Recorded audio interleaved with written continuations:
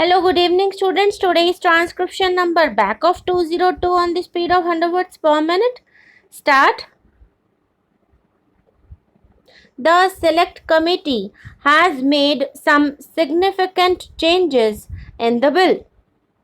The first change that it made was with regard to clause 1, with regard to the enforcement of the bill.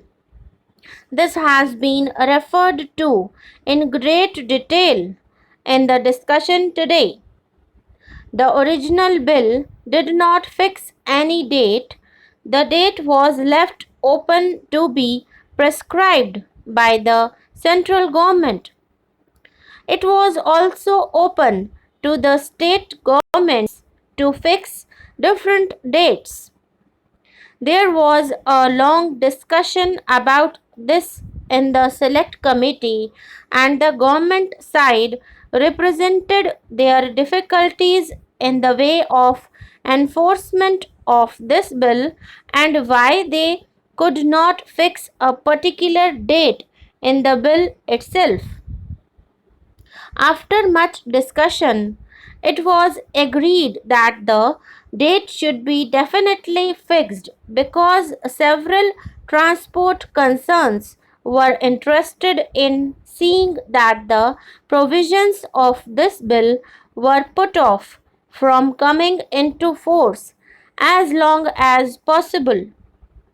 One could understand their position inasmuch as great responsibility devolved on the transport concerns by virtue of this measure, for instance, establishment of canteens, rest houses, this and that. It should be remembered that the concerns we are dealing with here are not concerns like factories where they are concentrated, where the hours of work and the work itself is confined to a limited area.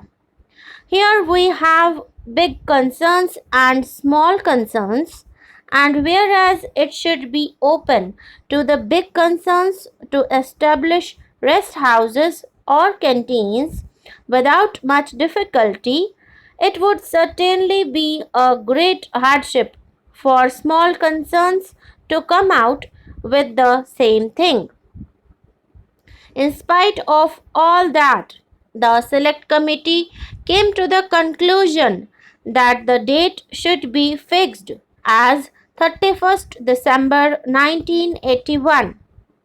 Now, the Honorable Minister is introducing an amendment to have this date as July 1982. Perhaps he will give his reasons. As far as I can anticipate, it is only the practical difficulties that the state governments will be facing in giving effect to the various provisions of this bill that have influenced him to put off the date by 6 months. If the date is put off by 6 months, there is not going to be any danger resulting from it. It would be better to do that if the government wants time in order to make these arrangements and also to enable the transport concerns to provide themselves with the several things that this bill requires them to do. It should not be a great difficulty at all. Therefore, for my own part, I do not object to the date being extended to July 1982.